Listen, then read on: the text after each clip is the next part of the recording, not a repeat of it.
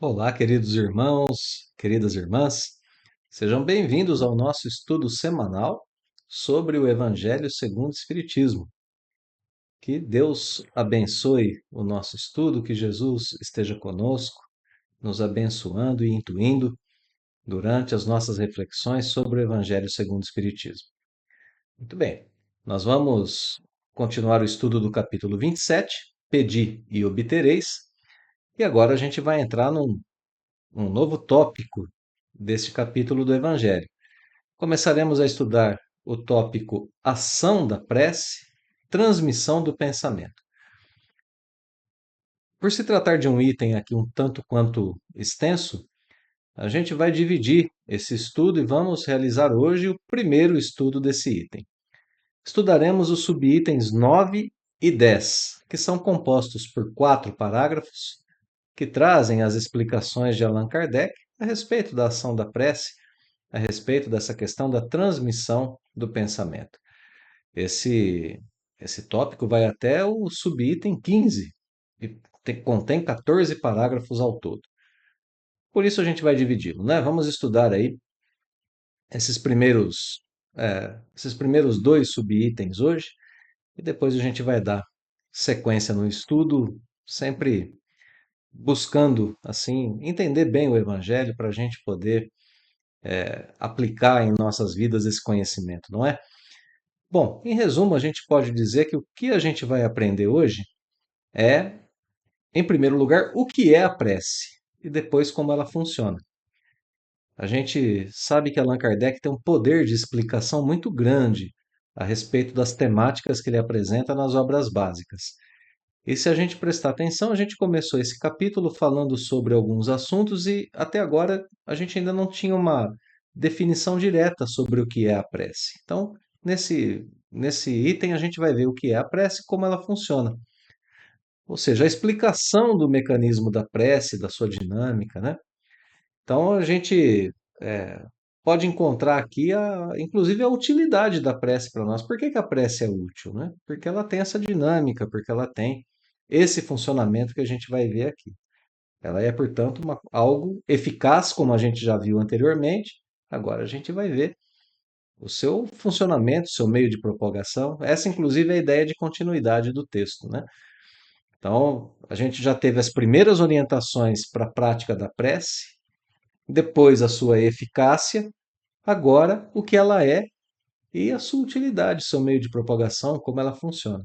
Aprofundando ainda mais o nosso estudo, o nosso conhecimento sobre esse poderoso instrumento que a gente tem para melhorar a nossa vida aqui na Terra, como a gente viu no estudo anterior, né? Então vamos lá, ação da prece, transmissão do pensamento. Parágrafo 1, subitem 9. A prece é uma invocação mediante a qual o homem entra pelo pensamento em comunicação com o ser a quem se dirige. Então a gente tem aqui no primeiro momento do parágrafo já a definição do que é a prece. O que é a prece? Uma invocação, um convite, um chamado para a gente entrar em comunicação com aquele a quem a gente se dirigir. A gente pode conversar com o nosso anjo da guarda, com Deus, com Jesus, com Maria de Nazaré. Alguns gostam de conversar com o Dr. Bezerra de Menezes nos seus momentos de doença, outros com Francisco Cândido Xavier, e assim por diante, né? Professor Eurípides Barçanufo, e assim por diante. Então, a prece é esse convite a esse Espírito ou a Deus para a gente entrar em contato com Ele, começar um diálogo, começar uma conversa. É isso que é a prece. O seu meio é, portanto, o pensamento. Vamos seguir o texto um pouquinho. Pode ter por objeto um pedido, um agradecimento ou uma glorificação. Então, são os três tipos de prece que existem. A gente faz uma prece pedindo algo, agradecendo por algo conquistado, por algo alcançado, ou simplesmente glorificando a Deus. A gente pode usar a prece dessas três formas. Segue o texto. Podemos orar por nós mesmos ou por outros.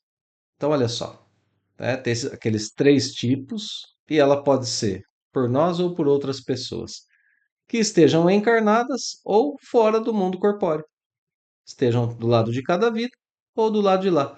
Não tem problema nenhum orar por pessoa alguma, esteja ela em qualquer ponto da sua existência, né? Na existência corpórea ou não. Essa questão é uma questão que às vezes incomoda um pouco, né? Porque em tradições mais antigas, as pessoas orientavam a não fazer preces por aqueles que desencarnaram.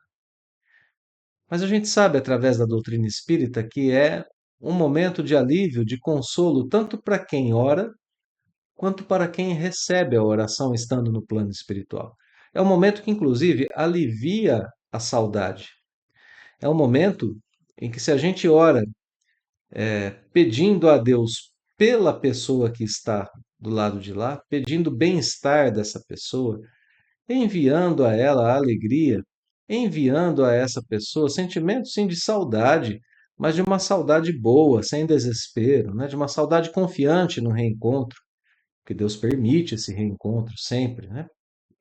Somos espíritos imortais, vamos nos reencontrar inevitavelmente no decorrer da nossa imortalidade. Então, se a gente é capaz de transmitir isso, não tem problema nenhum. Orar para as pessoas que estão do lado de lá da vida. Que a gente se prepare para a oração, para o momento da oração, que a gente possa, então, fazer dessa forma, né? De uma forma leve, tranquila e de uma forma a levar boas vibrações aos, aos desencarnados. E por que não aos encarnados também, né? Aqueles que estão no plano físico também. Então, a gente já tem aqui um amplo leque aberto para as possibilidades da prece. O que ela é, os tipos de prece que a gente tem,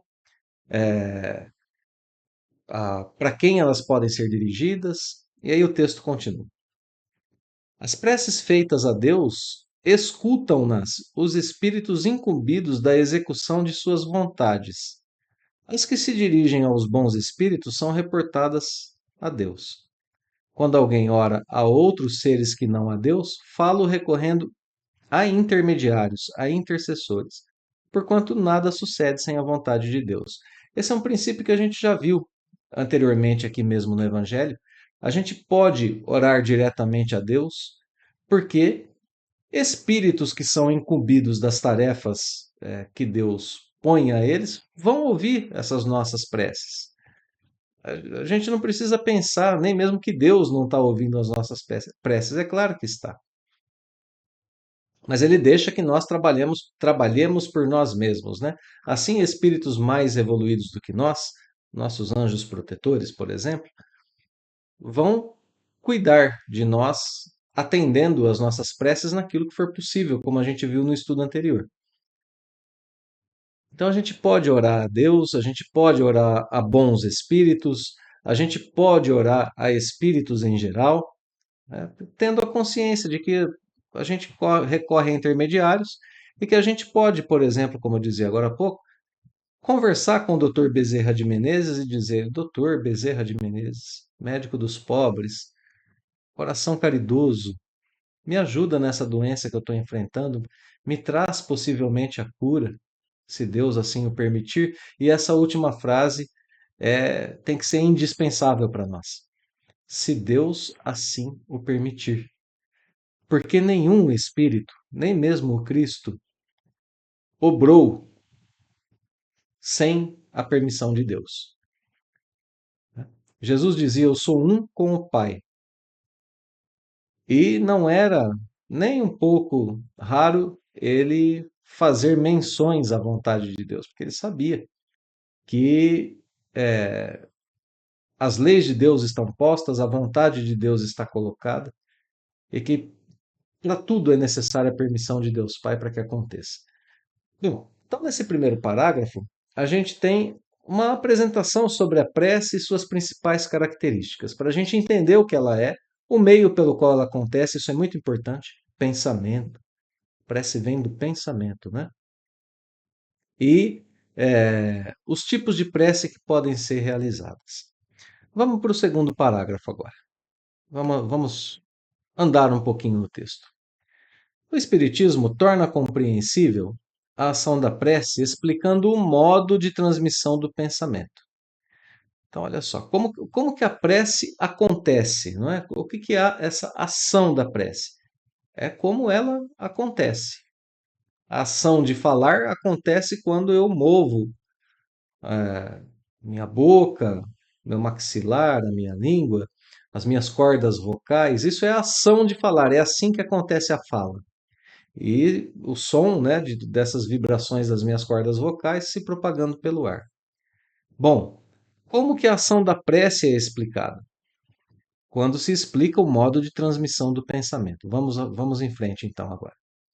Quer no caso em que o ser a quem oramos acuda ao nosso apelo, quer no em que apenas lhe chegue o nosso pensamento. Então, a prece sempre tem uma ação. Se ela for atendida ou não, não importa. Se a gente orar, a prece vai ser ouvida. Para apreendermos o que ocorre em tal circunstância, precisamos conceber mergulhados no fluido universal que ocupa o espaço todos os seres encarnados e desencarnados, tal qual nos achamos nesse mundo dentro da atmosfera. Então, só para dizer o que já está dito no Evangelho, né? Para gente, da mesma forma como a gente está envolto pelo ar que nos cerca, fisicamente, corporeamente falando, o Evangelho está nos dizendo que nós, mesmo corporeamente, estamos envoltos em um fluido, que é chamado aqui de fluido universal. Inclusive, para quem tiver interesse em estudar isso com mais atenção, né? Indicamos o início de O Livro dos Espíritos e a obra A Gênese, que vai trazer um aprofundamento sobre o estudo dos fluidos. Mas basta para a gente saber que é um fluido, como se fosse o ar nos envolvendo, mas é um fluido espiritual, né? Um fluido muito sutil para a gente perceber. Então a gente não percebe, mas ele está envolvendo todos nós. Então, tanto encarnados quanto desencarnados se acham envoltos nesse fluido que é sutil demais. Por isso eu usei a palavra espiritual, né? É muito sutil para ser percebido por nossos órgãos dos sentidos. Então estamos nele. Esse fluido, aqui começa a explicação sobre como acontece, né, a ação da prece, como acontece, como a prece se dá. Então vamos lá. Esse fluido recebe da vontade uma impulsão. Ele é o veículo do pensamento como o ar o é o do som, com a diferença de que as vibrações do ar são circunscritas, ao passo que as do fluido universal se estendem ao infinito. Então, vou parar aqui um pouquinho para a gente tentar melhorar a compreensão do que está escrito aqui. Então, a gente está envolto por esse fluido como se fosse o ar, mas muito mais sutil do que o ar. Ele está conosco, estamos envolvidos por ele. Quando a gente ora, quando a gente faz uma prece, a gente tem a vontade de que ela seja transmitida, por exemplo, a Dr. Bezerra de Menezes, a Deus, como a gente dizia agora há pouco, né? A gente tem a vontade de que a prece chegue a essa pessoa. Então, esse fluido recebe da nossa vontade uma impulsão. Assim como quando eu falo, a vibração das minhas cordas vocais dão um impulso ao ar. O ar vibra. Então, o nosso pensamento, a nossa vontade fazem com que esse fluido leve o nosso pensamento àquele a quem a gente está se dirigindo.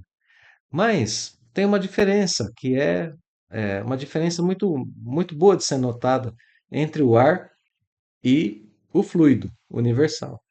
Porque o fluido universal, essas vibrações do fluido universal se estendem ao infinito. Então não importa onde esteja o espírito a quem nós estamos nos dirigindo, o pensamento chega até ele. O som da minha voz tem uma limitação, né? Eu começo a falar, pessoas muito distantes não vão ouvi-la. Isso não acontece com o nosso pensamento. Continua o texto. Dirigido, pois, o pensamento para um ser qualquer, na Terra ou no espaço, de encarnado para desencarnado, ou vice-versa, uma corrente fluídica se estabelece entre um e outro, transmitindo de um ao outro o pensamento, como o ar transmite o som. Justamente isso que a gente explicava agora há pouco, que a gente acabou de explicar, né? A prece sempre chega. Se a gente sejamos nós atendidos ou não, a prece sempre chega no seu destino, né? É, a gente pensa e isso é como se a gente estivesse falando com a pessoa, com o espírito a quem a gente está dirigindo a prece, ou mesmo com Deus. Anjo protetor, Dr. Bezerra, como tem insistido aqui no exemplo, né?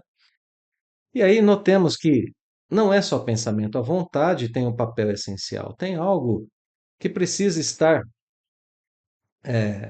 movendo esse pensamento para que chegue lá. A gente precisa ter vontade de que ele chegue.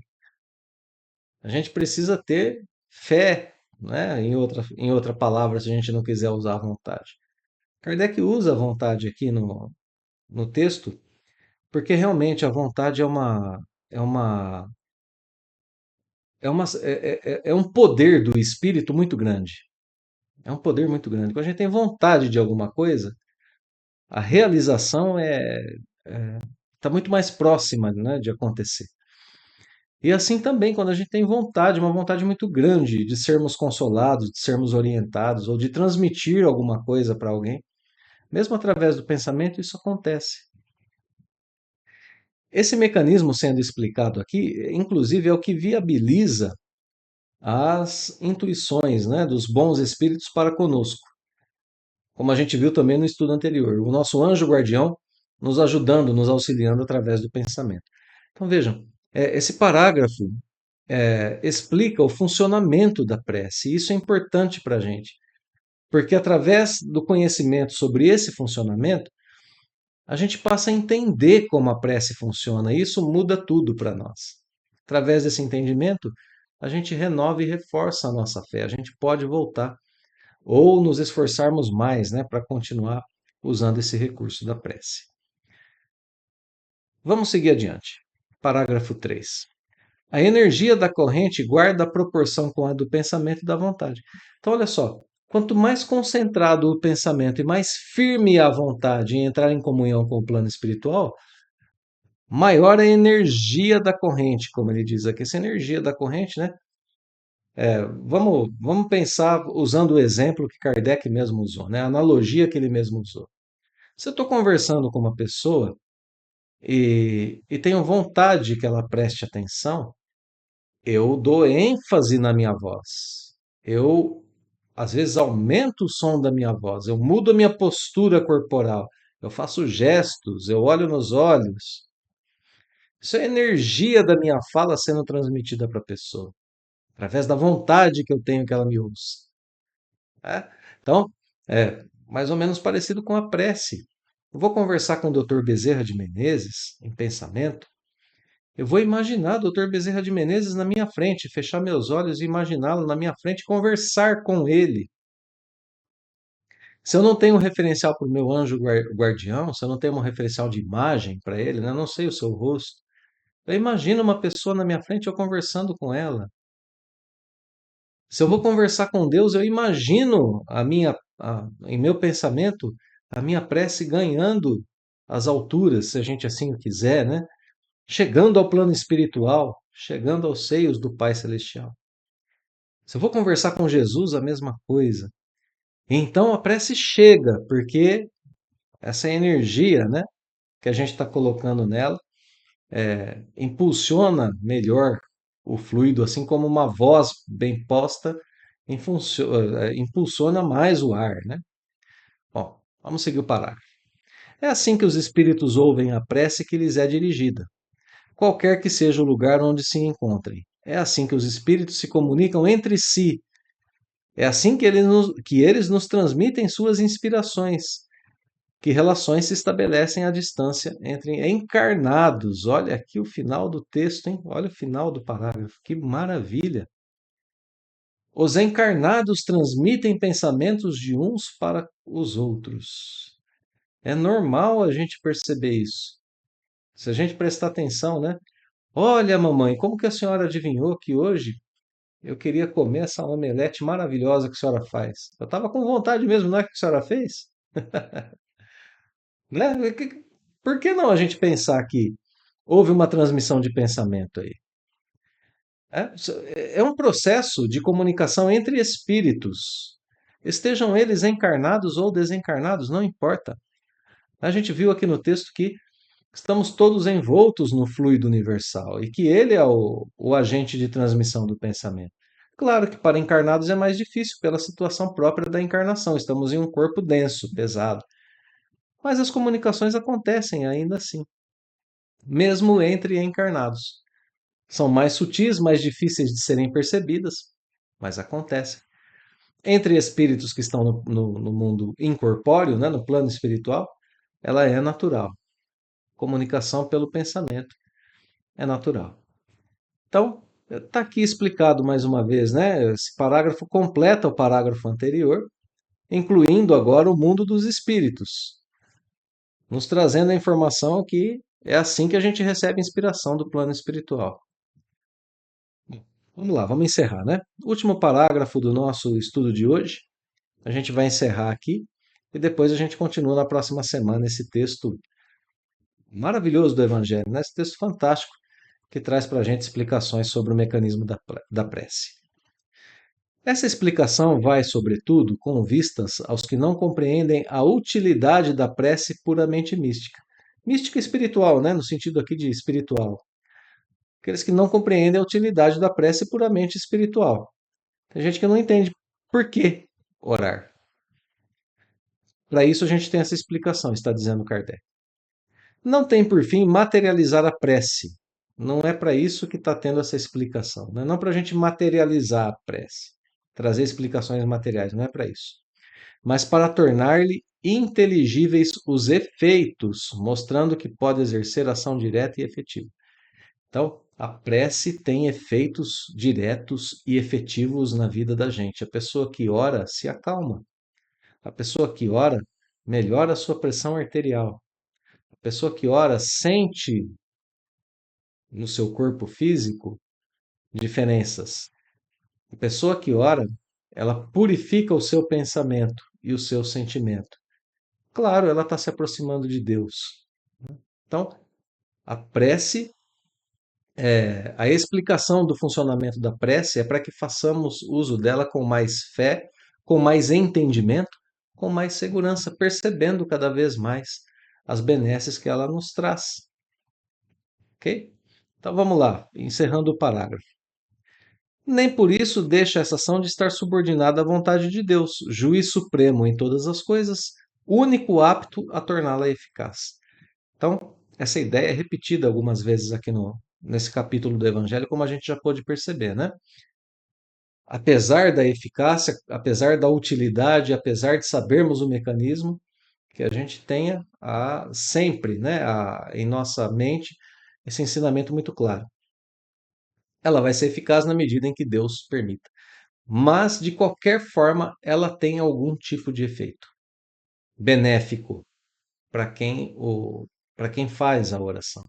Como a gente viu no estudo anterior, pode começar em uma simples intuição e terminar na solução de um problema, terminar na cura de uma doença. Mas, de qualquer forma, a, essa benesse de estarmos ligados a forças espirituais superiores a nós é algo que a gente recebe sem dúvida nenhuma. E aquilo que Deus nos dá sempre, como a gente viu no estudo anterior: coragem, resignação, paciência, para seguir adiante no enfrentamento de nossos problemas. Bom, esse último parágrafo que a gente estudou é um parágrafo que traz para a gente a conclusão sobre a prece, o seu mecanismo e o seu funcionamento.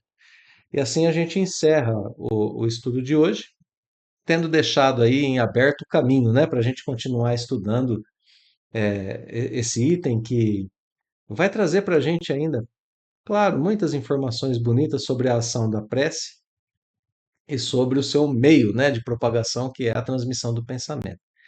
Bom, então a gente viu aqui, a gente está entendendo que a gente pode e deve usar a prece o tempo todo. A prece, como a gente vai ver depois no capítulo, pode ser uma prece simples, rápida, curta. E ela funciona porque é transmissão de pensamento, né? O princípio está aqui. É o pensamento sendo transmitido. Usá-la significa estarmos mais frequentemente ligados a bons espíritos e a Deus. Agora que a gente já entendeu como a prece funciona, podemos ter inclusive maior segurança no seu uso e também entendermos, né, que temos à nossa disposição mais um instrumento para a gente fazer o bem a todos, conquistar a nossa reforma íntima, praticar a caridade, começando pelo nosso pensamento em comunhão com Deus. Então, meus queridos amigos, queridas amigas, eu vou deixar mais uma vez o meu fraterno abraço, saiu a frase, né? Um pouquinho difícil, mas saiu. Junto com o agradecimento pela companhia nos estudos do Evangelho segundo o Espiritismo, principalmente nesse capítulo sobre a prece, que é de fundamental importância para nós, nesse planeta que nós temos estado, né? Tempos difíceis, em tempos de muito egoísmo, em tempos de uma falta de amor, né, para com as pessoas, para com o meio ambiente, que a prece possa ser o recurso de nos ligarmos a Deus e de auxiliarmos nossos irmãos também a terem essa ligação, para que a gente possa, de fato, viver uma vida mais feliz individual e coletivamente. Então, obrigado mais uma vez pela companhia aqui no estudo. Fica o convite para a gente continuar na semana que vem esse item do Evangelho segundo o Espiritismo. Até logo mais, então, a gente se vê.